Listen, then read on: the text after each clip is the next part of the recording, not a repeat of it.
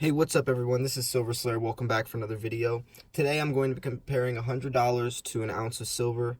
Now, if I used a $20 bill like most people would, and I've done this in the past, it's just too undervalued. $20 can fuel your car for a day or two, it gets you one grocery. Compared to an ounce, how valuable, how many uses 1 ounce of silver has, where it can stretch in a wire like 5,000 feet long. It's just, you can see that $20 is nowhere near the same type of value as an ounce. So I'm going to use $100 bill in this video for this case to correlate what the actual value is, because if I just was saying in a video $100 is worth an ounce, people would say it's too high. But if I break it down like this, you can really see that this does make more sense. $20 cannot buy you anything. It buys you maybe one grocery at the store. You can buy two Starbucks coffees, then it's gone. You can drive your car for a day or two, then it's gone. This ounce can do a lot more. The most highly conductive metal for electricity and thermal conductivity, and how beneficial even 1 ounce can use in the technological, industrial, and medical world, compared to what $20 can buy you in today's world, in today's society, especially since the dollar's lost 98% of its purchasing power, is not even comparable.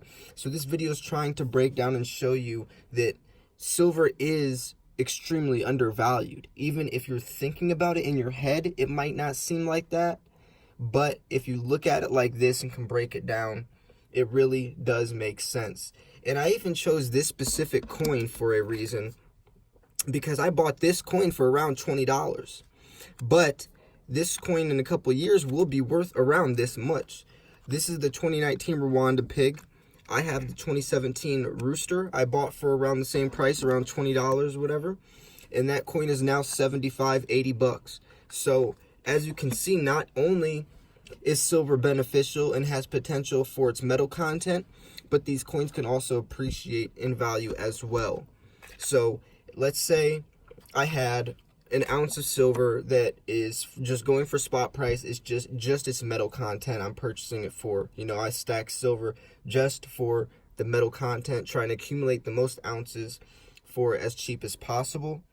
Then yes, I would not be paying $100 an ounce. I would be going for the cheapest stuff, hoping that it does one day appreciate to $100 once I've accumulated the most ounces.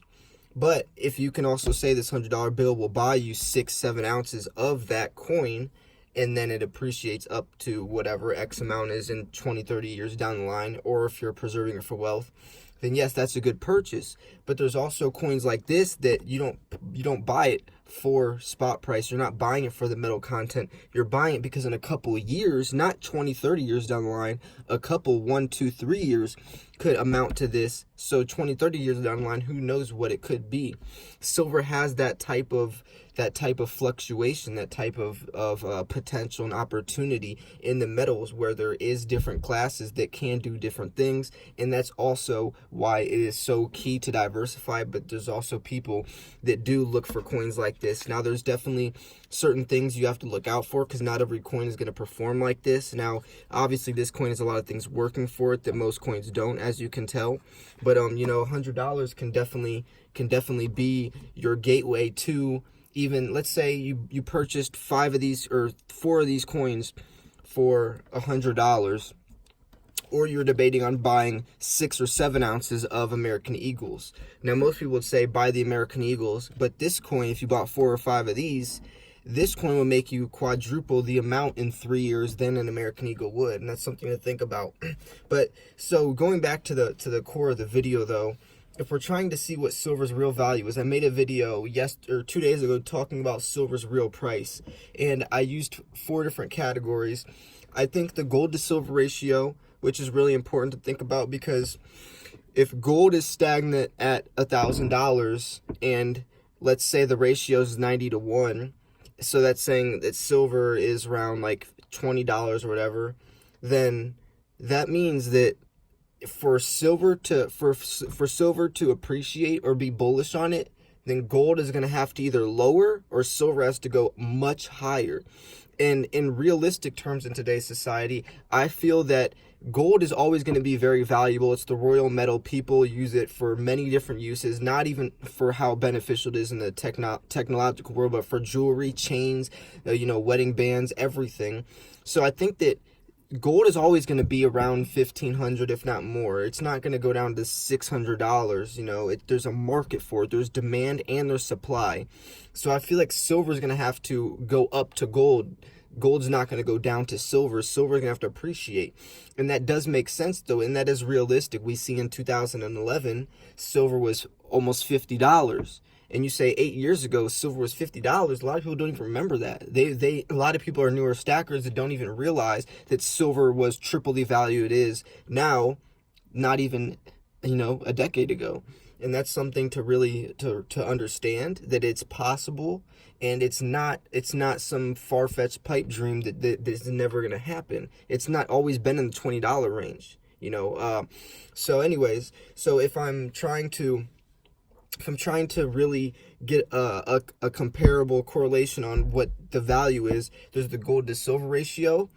There's also how it performs compared to other metals. So $100 could buy you, lots of silver. It can buy you a fraction, like a tenth of gold. If that gold's usually like, you can buy like a 10th ounce round of gold for like $150. So you can't even buy a tenth of gold. You can buy lots of copper with it. You can buy usually 5-6 ounces of silver if it's around, the metal content. So in the precious metal world, silver for the bang for the buck, to whichever metal you can get the most of that performs the best in the industry, in technology, that you can buy the most of to get your biggest bang for your dollar, is silver. A 10th ounce of gold can't do much. That won't even make a ring, well, I guess people do. Usually it's like, there's very low amounts of gold in the jewelry nowadays, so it probably could. But for the actual uses, where the industrial uses, where they need the supply versus demand, where that is low supply, high demand, you know what that does.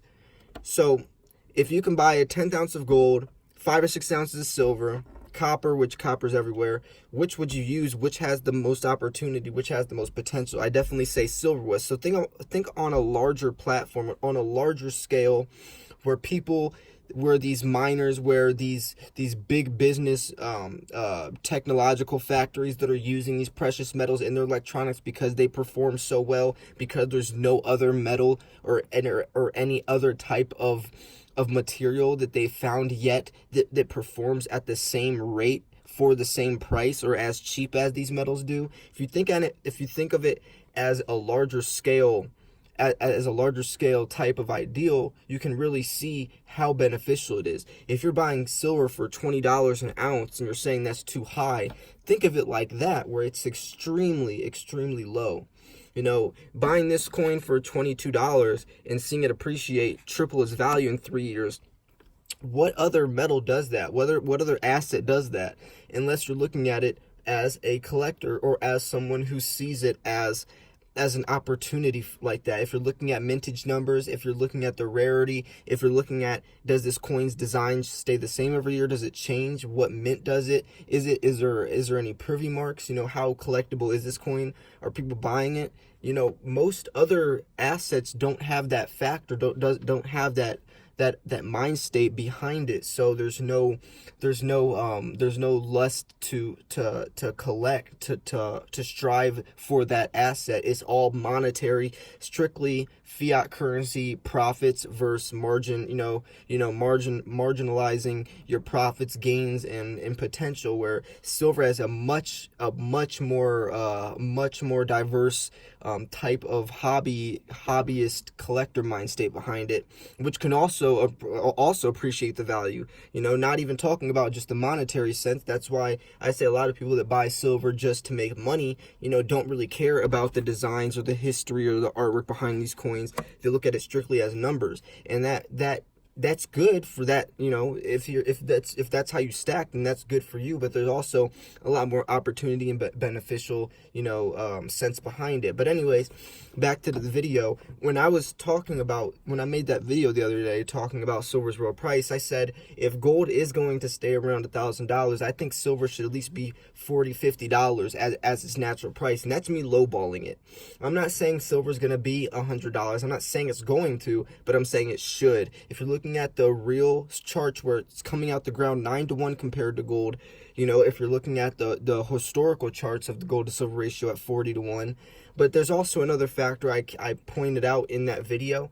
I said the gold to silver ratio, it's how it performs next to other metals, but there's also this factor of speculation and concerns, things that could happen in the economy that we don't even know that are going to happen a year, 2, 3 years down the line. The economy definitely is easily manipulated.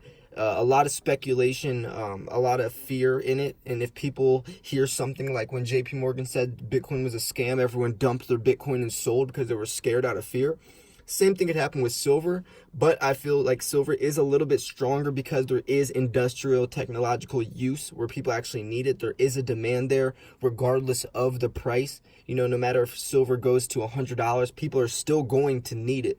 Bitcoin was more like, oh, if you want to pay that price, it's okay. If not, then don't. It's not going to affect your day-to-day life. Where silver, everyone needs cell phones, everyone needs laptops, everyone needs that type of stuff. Colloidal silver for the medical world, no matter what the price is, the demand's going to be there, so the supply can as well. But anyways, I hope you guys found this video educational and informational. If you did, make sure to give it a thumbs up. I'm trying to make unique content to really get you to tear off the layers, peel back the onion so you can see the real point that I'm trying to get to. If there's a $20 bill here and you saw an ounce of silver, that $20 is nowhere near as valuable as that 1 ounce, and that's the point of this video. Anyways, I hope you guys enjoyed this video. This was Silver Slayer. I'll see you guys soon. Peace.